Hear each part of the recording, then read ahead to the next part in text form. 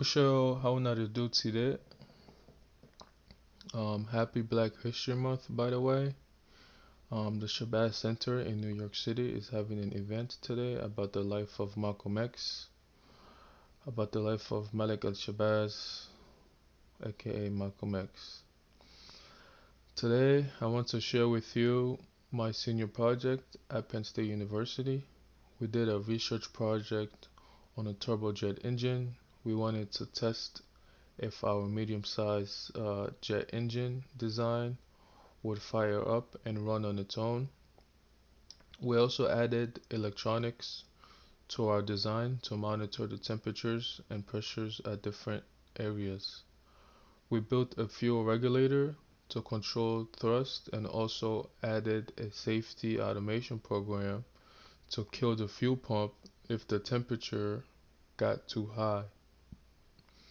We also had a LCD screen to view our temperatures and pressures readings.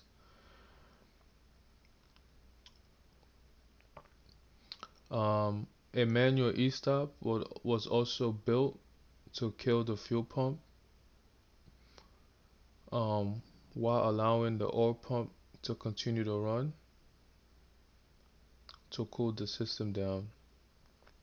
So the way we built this, our safety system, we bypassed we bypassed our oil system because that's what was used to cool the engine down. So even say we had an emergency and we had to kill the fuel and basically kill the fire for the jet engine, we wanted our oil system to continue to run manually, continue to circulate until our engine cool. So just wanted to explain that. Could have been a little confusing. We also learned how to be a project manager um, during this project. Every course you take at college is like a new skill you're adding to your tool belt. I'll be showing you some of the tools we used to manage our project and and deliverables we had to put together. Then I'll show you a full video of the jet engine running at some point in the video. So stick around till the end to get the whole story. Let's get started. So this was one of our deliverables. This was the poster that we basically had to put together at the end of our project. I think it really came out nice.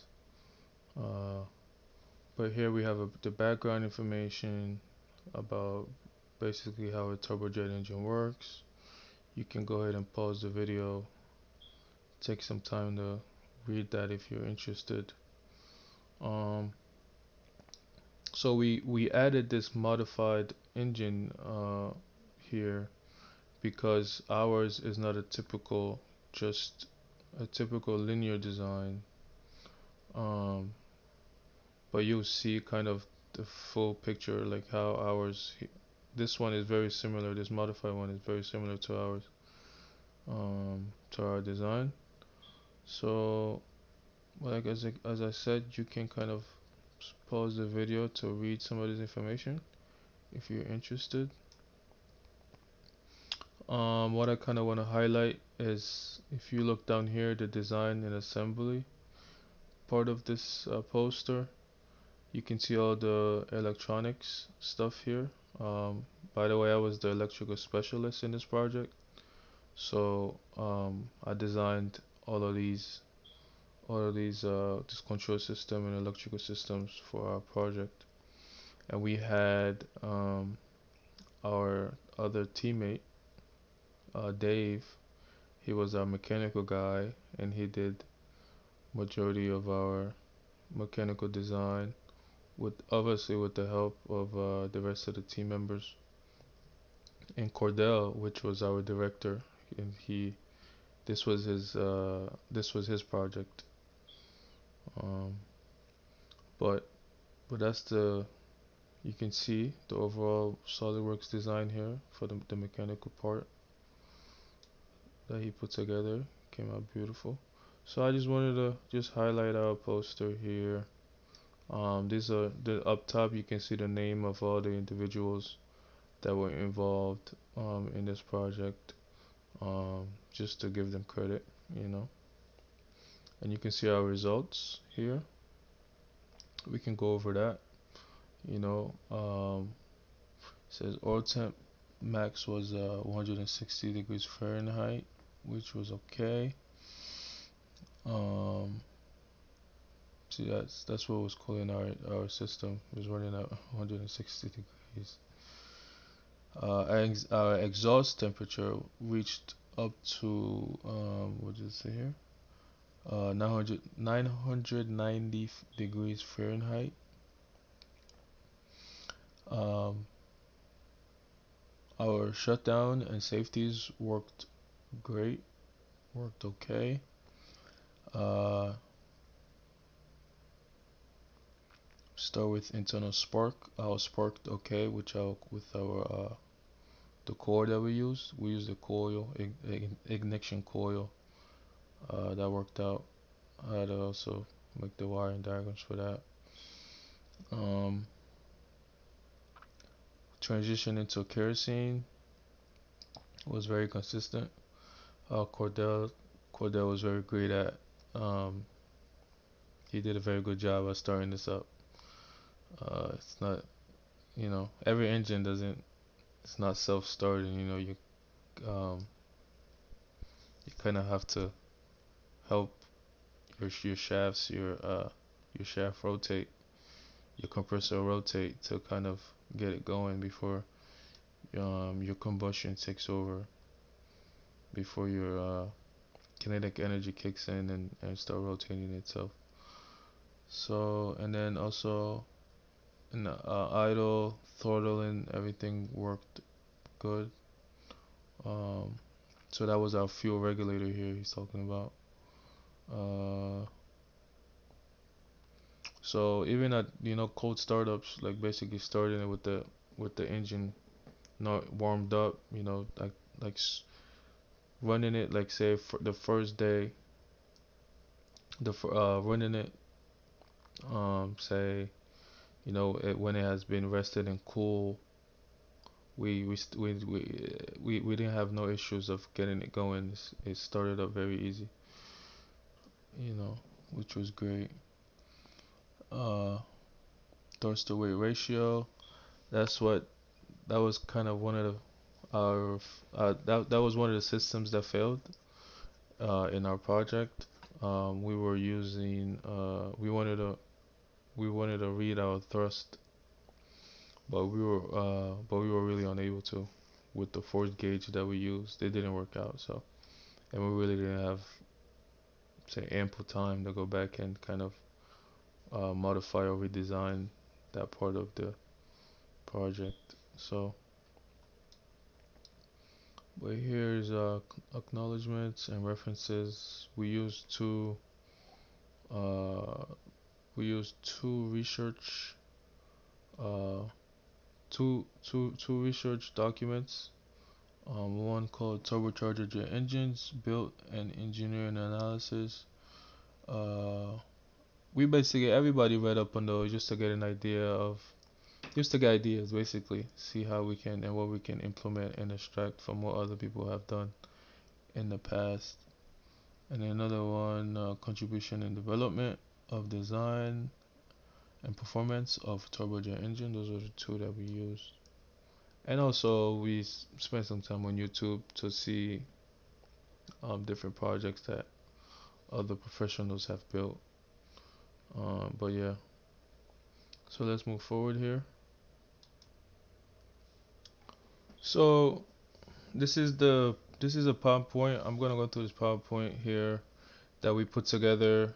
For this is our assembly phase. Was the phase that we're still say building our jet engine. We spent a lot of time actually in the summer. There was two phases of this class. There was a summer period where we spent basically all summer designing, thinking about specific specs that we wanted, specifications, everything that comes to design, putting stuff together, what's gonna work, what's not gonna work, what kind of systems and different uh, um, measuring instruments we wanted to use. This was all done in the summer. So we spent, I think it was about 15 weeks in the summer just on the design phase.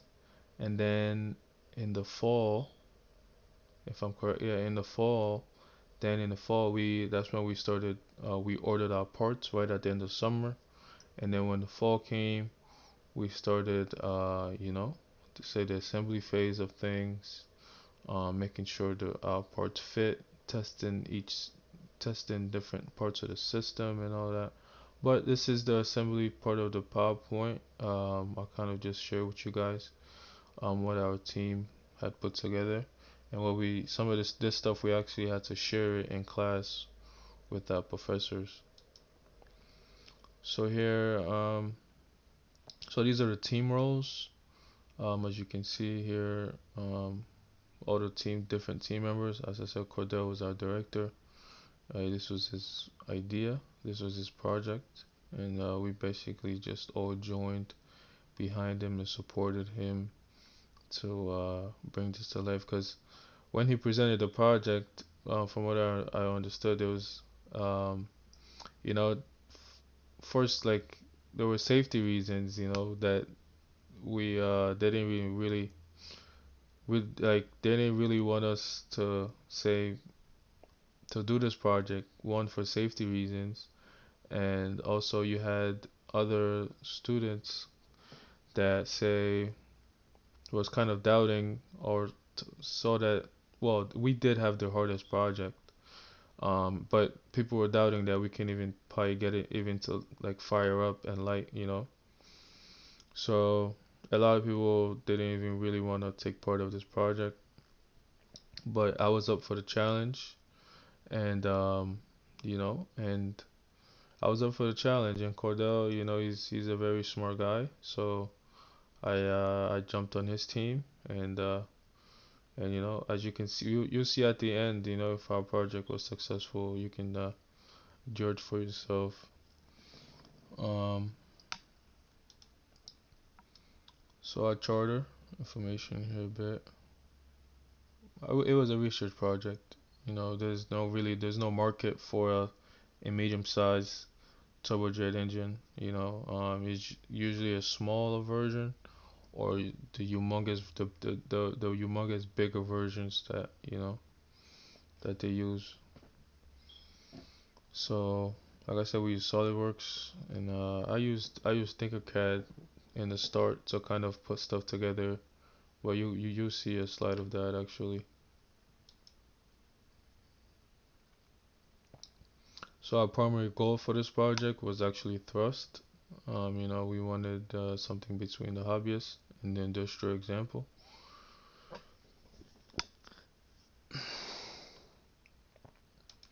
Moving forward, this guys, like, this is the whole part of the project management.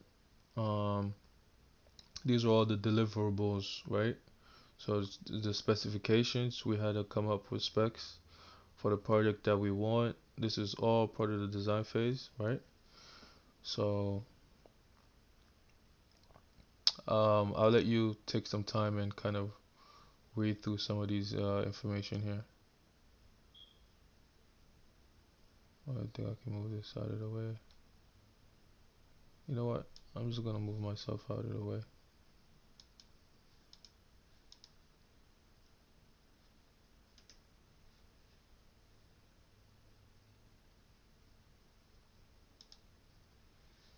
Okay, here we go. Safety was very important in this project. But go ahead, take some time. You can pause if you're not finished. Um, Cordell, kind of put a lot of these together. He had say the insight, um, of what he actually wanted to build. He kind of knew all the different systems that was gonna be required. So this is kind of just a diagram, you know. Um, we had a combustion chamber, you know, that the fuel system worked with. Then we had the turbocharger, um, which was actually his. He actually had one already. Cause if we didn't have that, the budget, like we would not have had the budget to do this project. Um, Intake gas input, you know. Then we wanted to measure. Then we wanted to see what our thrust was. We also had an oil system. So he had this. This is just a quick preview, but the diagram and different parts of this project that he had was humongous, and he went more into detail. But we just kind of kept it simple to show what we wanted to show or share. So as you can see, this was our bill of materials. Um, the point that we took this slide, where we actually ran into a roadblock where some of our parts that we ordered over the summer, we had issues of actually getting them. You know, so we were in a waiting period for some of our parts, especially the electrical parts, a lot of the electrical parts, as you can see here. So our orders were really complete, but I just wanted to share with you our budget. We had the school give us a $1,500 for our budget, and we were really right there, even though we had, like I said, we had some parts already available to us, like the turbo charger. You know, that would have been very expensive. That I think that's even as way more than over $1,500. But luckily we already had that, and we had other stuff like a battery, and I donated my battery. I had a red top battery that I donated to the project, so it really helped cut down our cost and budget. Energy and mass, yeah, like I said here, 12-volt battery. We used for our electronics, and we used kerosene actually to this was the kerosene kicked in after we had everything lit. We used propane to get to start our engine. We used propane, and then we switched to kerosene um, to run the system. Um, but yeah, so you know Dave got this total from SolidWorks, 270 pounds from his design. I think it was just about that when we actually put it together.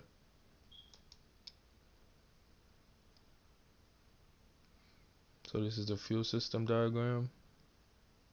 I'll give you some time to read that. Just to, so this is our 3D model. This was put together by Dave. Um, it's beautiful, man. He did a good job. As you can see, that red area he highlighted. That's our fuel chamber. And you remember when I said that modified diagram? That's because our you see our exhaust is kind of pointing. Is it's not it's perpendicular to our fuel chamber. You know what I'm saying? It's pointing in a different direction, and so that's kind of this is a modified design, but it worked out. It still worked out great. Uh, on this side, as you can see on the turbocharger, that's your intake. It looks sealed, but this part of the turbocharger is the intake, where the considered um as the compressor side, and then you have the other side where the exhaust is connected is considered the compressor, and the turbine side. Um, Moving forward,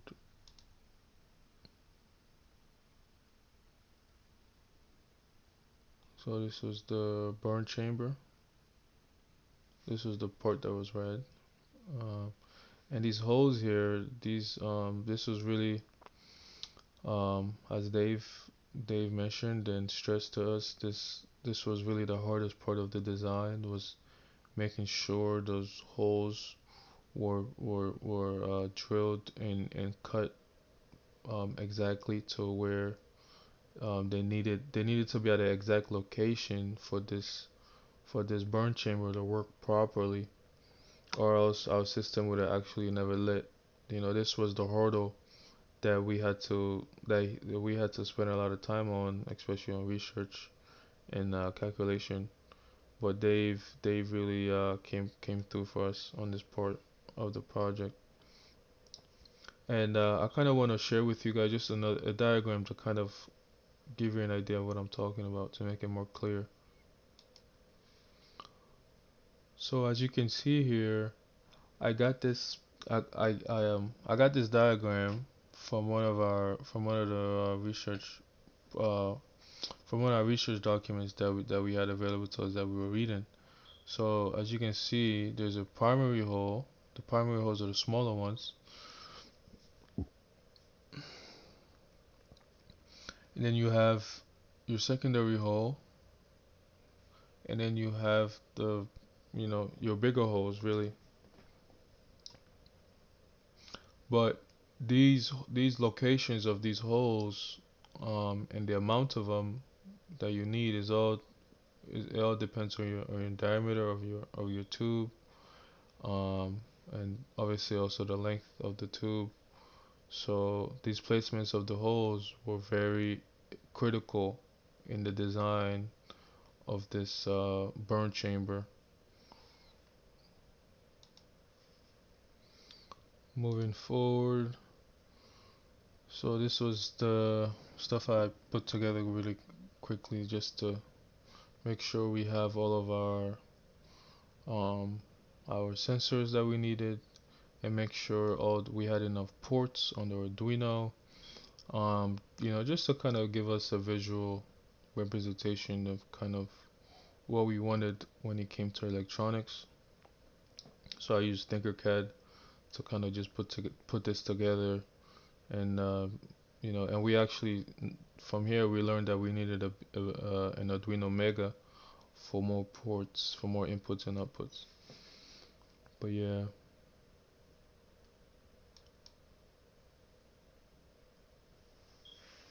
so when we received our parts, we had to inspect them obviously to make sure nothing was broken and that stuff fitted right.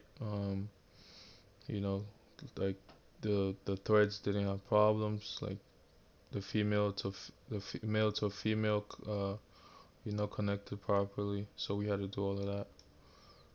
Um, so this was when we were integrating, our system.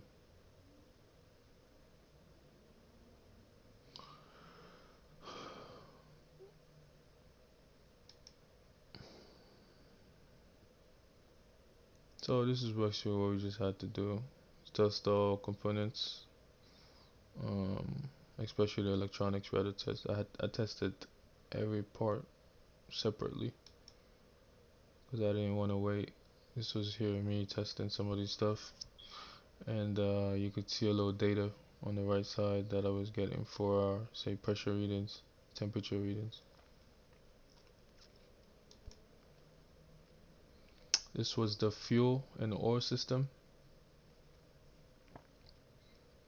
Um, the oil system is to the right. You can see actually an oil gallon there. Uh, Condensing fan here, a condenser, and you can see the fuel system here. We had a fuel tank, fuel pump, with hoses. We had to make sure all that stuff worked properly. And this was the major part of the project as well. The combustion chamber was from designing it to building it was very challenging, but Luckily we had very like skilled craftsmen on our team. I'm a mechanic myself, automation mechanic. I be bro in medical. Cordell was he's an experienced craftsman guy as well. He also knows how to weld and and do all kind of things. But yeah, so Cordell, our director, he took charge. He took in charge of actually building our burn chamber and making this funnel here, this neck port that's connecting to the cylinder of our burn chamber. Here, this guys is an adapter, but you can see here how he had to cut pieces individually to kind of get it to make that funnel, you know, that reduce coming from a bigger diameter and reducing it to a smaller diameter. And he's working with steel. This was very tough. This was a very big job, but he did a great job.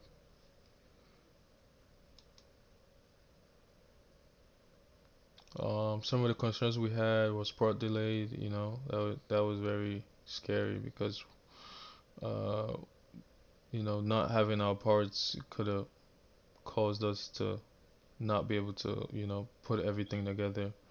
Um, and it would have caused a failure to the project. So, and this was our project schedule. This was the another part of say what a project manager would do. Is creating a project schedule, and this is actually known as a Gantt chart. This is how we distributed responsibilities, and we had a meeting weekly. We had to meet weekly, and in this responsibility part, you're responsible of putting together, like today the weekly meetings, and after the meeting, also the memos. So, but yeah, this is just a quick view of our project schedule, Gantt chart,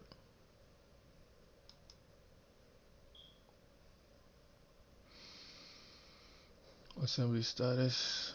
This was at the point we were still testing. We were still putting stuff together and testing as well, assembly phase and testing phase.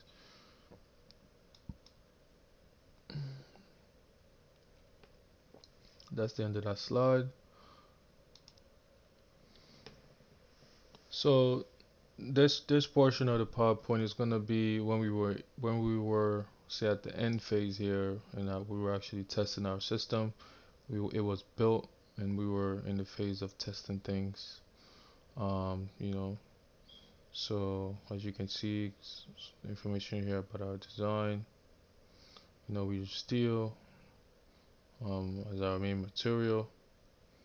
We had electrical system, oil, fuel, and the mechanical system. Um, you know, with the combustion chamber being, I would say, the major key of our design that we had to spend a lot of time on, and also the electronics. Don't get me wrong, the electronics we had to spend a lot of time on, especially when it came to programming the Arduino. Make sure we have, connecting things, wiring things up, and make sure that everything was accurate when it came in terms of readings.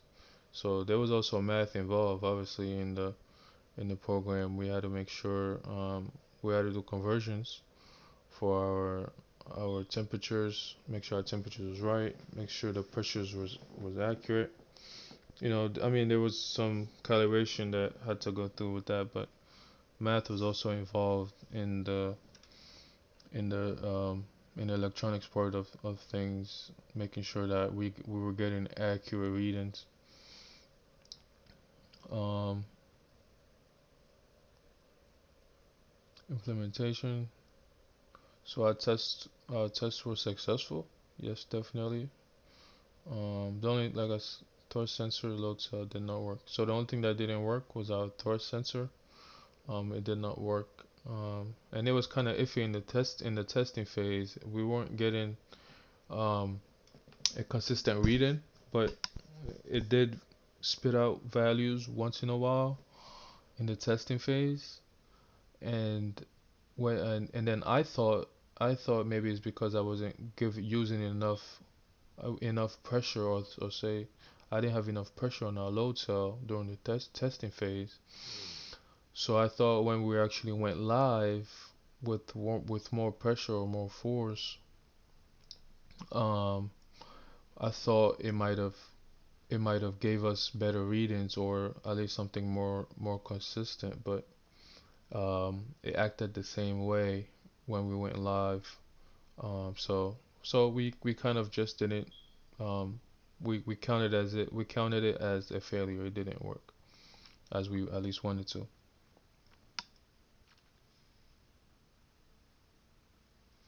Okay, so moving forward, you saw this same diagram earlier, and but this is it built, actually, put together. Here you can see on the right, and you can see the LCD screen here that showed. You can see, say T1, that's our one of our thermocouples. T3, we have three thermocouples. If you look close, then you have pressures. The P's are all pressures. And then at the bottom, we're supposed to have our thrust value. Um, but like I said, that didn't work. You can see this kerosene here. We could have made a better control panel here, but this was a prototype. You know what I mean? So this throttle, this knob here that our teammate have their hands on, that was our throttle for our kerosene. Feeding it more or reducing it. But you probably see more of that later. Diagram.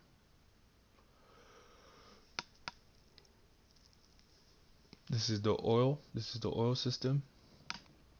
Yep. To cool our system down, to cool and actually lubricate the bearings in the turbo.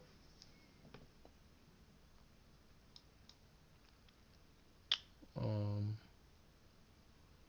this was our fuel. This side of it was our fuel system here.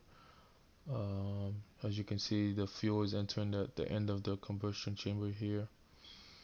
Um, meeting meeting first, coming through the primary holes, the secondary, and then the bigger holes will be all the way on the top, on the higher, going away from the where the fuel injection starts. Moving forward,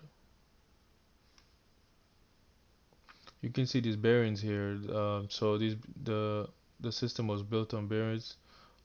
So as the as our system was running and as it was creating the stores value, we had a counterlayer lever where we had our load cell that was supposed to be reading, say, that pressure, that thrust, basically, that I should say force, really, that thrust that our system was creating through those bearings.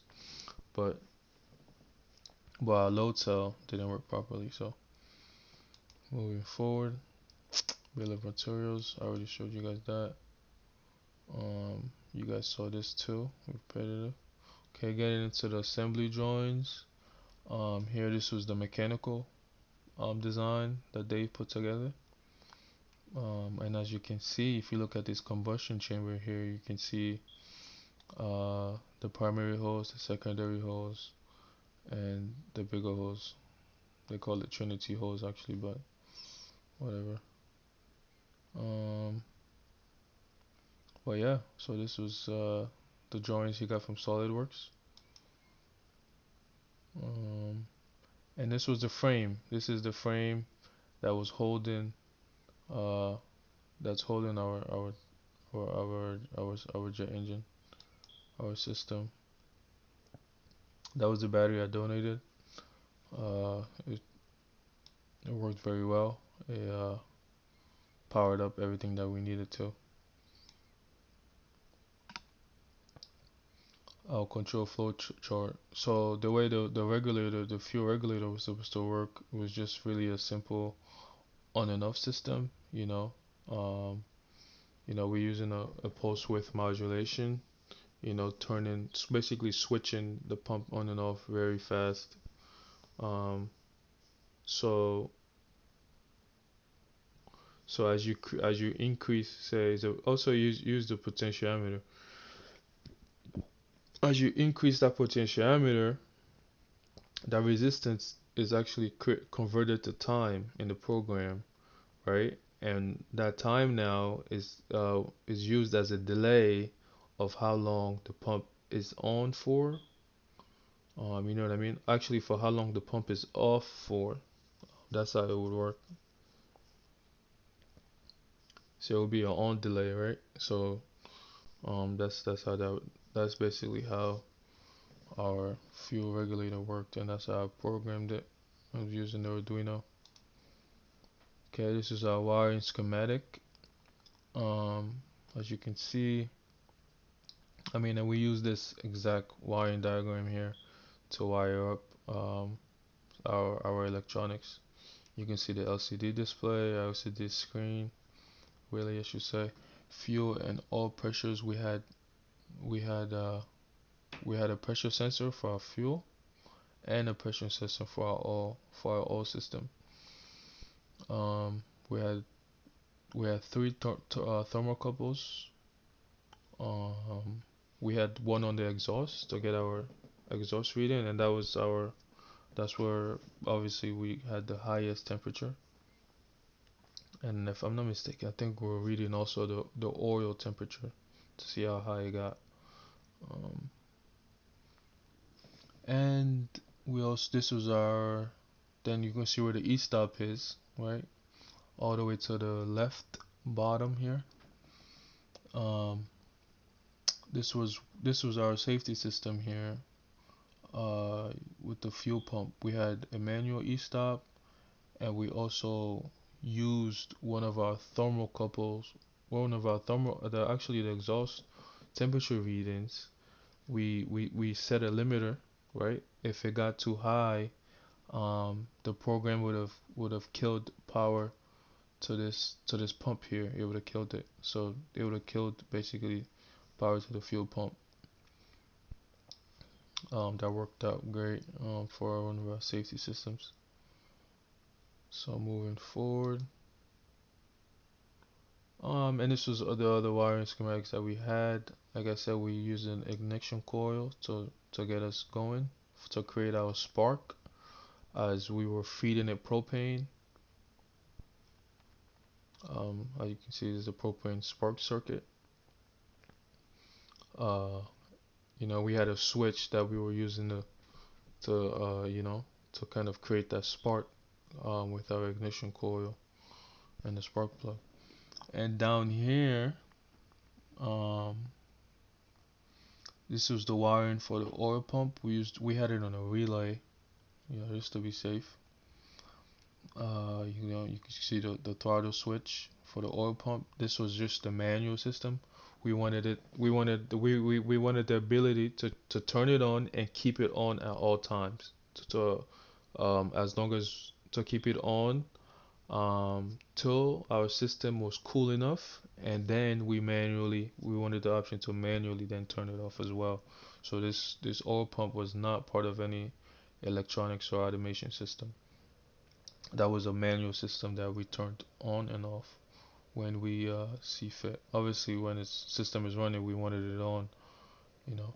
And this is our load cell. Our load cell up here. We had to use the amplifier to get our readings. The amplifier wasn't the problem. Honestly, I really don't know, because we even used in the troubleshooting phase, we changed out the amplifier. The only thing we couldn't change out was the load cell because we only had one of those. We checked the wiring to make sure the connections were made, but still our readings we weren't getting the readings that we wanted. So moving forward, you can see here where this cherry red plate was. As Cordell was saying, he kind of wished he would have made it a bit thicker. That would have helped. But I mean, it still worked great. No, it still worked. You know what I mean? Um, but um, but yeah, this area you see is where we were injecting our fuel, and we also had the spark wire, the spark system with our spark plug here. We had the kerosene and the propane all in this area here.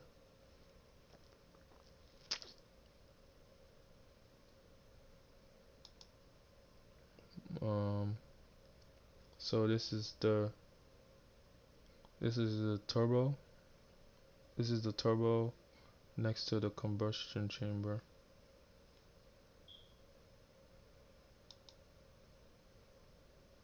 This is Cordell. I think he was doing maintenance, cleaning it up, lubing it up before putting everything together.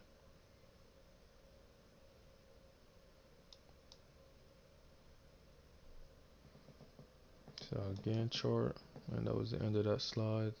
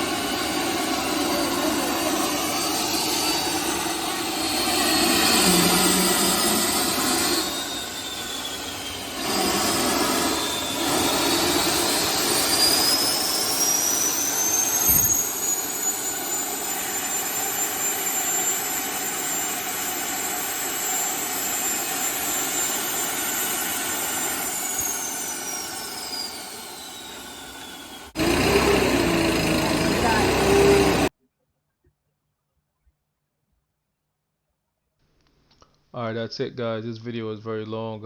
I hope that you enjoyed the video, and let us know in the bottom too in the comments if you think our project was a success. And also, I mean, rate the project, how difficult you think it actually would be to design something like this, and also build.